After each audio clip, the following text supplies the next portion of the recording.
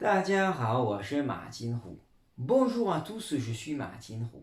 Aujourd'hui, je voudrais vous expliquer comment on dit le mot France.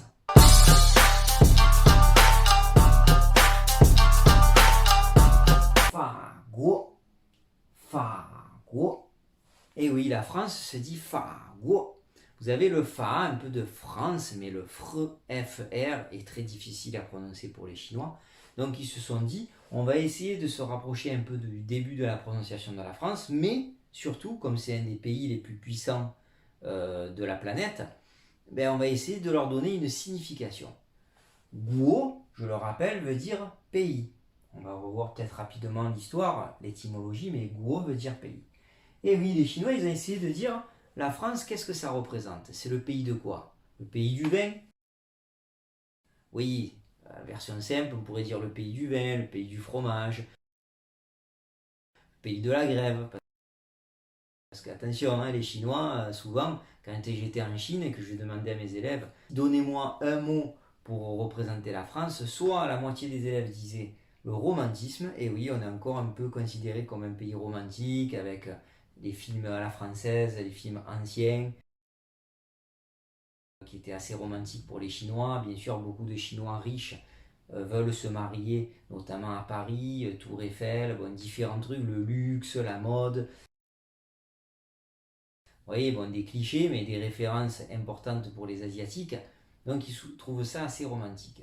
Un langman, romantique, le romantisme.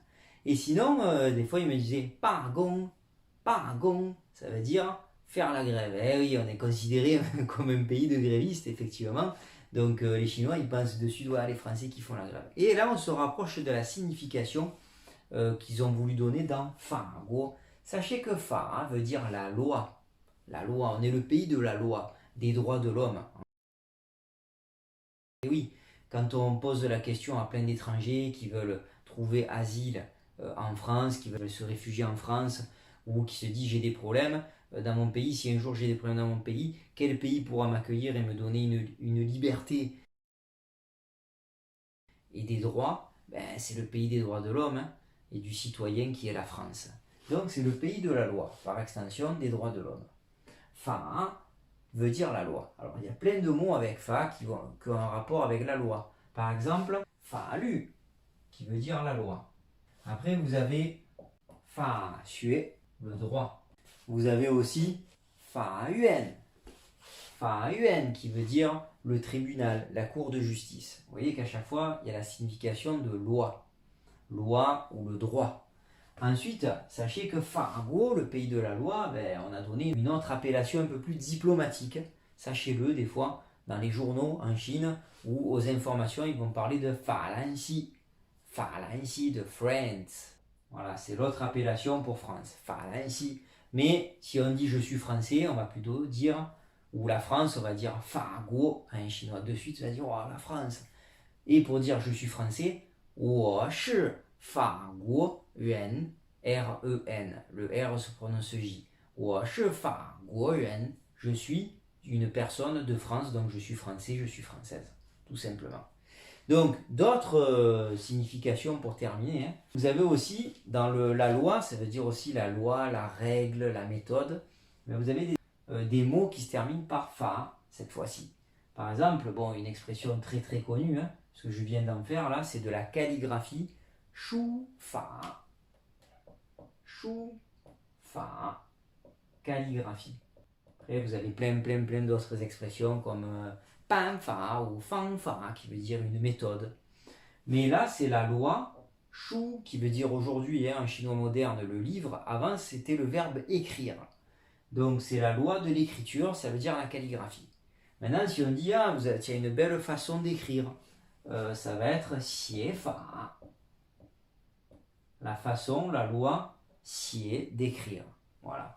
Donc, il y a plein d'expressions avec fa, mais je ne peux pas tout vous donner, il y en aurait trop. Voilà. Si on veut terminer, bien sûr, sur l'étymologie, c'est vraiment intéressant. Alors, on a inventé une histoire avec des élèves parce que c'est difficile. Ici, vous avez 3 gouttes d'eau, je le rappelle. Quand vous voyez ça dans un caractère chinois, ça veut dire la clé de l'eau. Alors oui, il y a des significations un peu anciennes qui expliquent par rapport à la loi, la méthode, mais je trouve que c'est un peu tiré par les cheveux pour vous expliquer cette étymologie. Donc on a inventé une étymologie, une histoire avec les élèves. Tout simplement pour les Chinois, la France c'est d'abord Paris. Paris c'est quoi? C'est la tour Eiffel. Ben là vous avez la tour Eiffel qui est cachée dans le caractère. Je ne sais pas si vous voyez. Ici vous avez la tour Eiffel avec un pied ici, un deuxième pied et le sol. Vous avez les deux autres pieds cachés. Et ici, vous avez le premier étage, où vous avez un grand restaurant à chaque fois étoilé. Un deuxième étage, où vous pouvez monter avec l'ascenseur pour avoir une vue magnifique sur Paris. Et là, n'oubliez pas que la tour Eiffel, c'est quand même une antenne. Donc vous avez le centre avec l'antenne, le dernier étage ici. 2 étages, les pieds avec le sol. Donc ça fait vraiment ça, on dirait, avec le sol ici. Et vous avez 1, 2, 3 gouttes d'eau. Ben, c'est pour vous montrer que la Seine, elle passe juste à côté de la tour Eiffel et on peut même y passer en bateau-mouche. Voilà, pour le tourisme, c'est magnifique. Donc vous avez vraiment la tour Eiffel avec la Seine, c'est Paris, c'est la France. Voici la représentation de la Seine à gauche avec la tour Eiffel. Pour terminer avec les expressions avec la racine fa, de Farago, la France, ben, sachez que pour dire la langue française, il y a 2 façons de le dire. Soit on dit Farayu, la langue orale qui vient de Fargo, donc de France, et Farwen, la langue écrite qui vient de France, donc le français écrit et le français oral. Et Guo, rapidement, pour les Chinois, je vous montrerai plus tard peut-être l'ancien caractère qui voulait dire le pays, mais Guo veut dire le pays, et vous avez comme la muraille de Chine ou un palais qui protège ici, c'est la clé du jade. Je réexpliquerai d'où ça vient, l'histoire du jade. Le jade que l'empereur portait seulement lui pouvait en porter à l'époque. Donc il est protégé par sa frontière, par sa muraille de Chine et par sa cité interdite. Donc il est protégé dans son pays, le pays de la loi, la France. Je vous remercie et je vous donne rendez-vous pour d'autres histoires, d'autres étymologies et d'autres noms de pays. 谢谢，再见。À bientôt sur ma chaîne et n'oubliez pas de partager et de liker.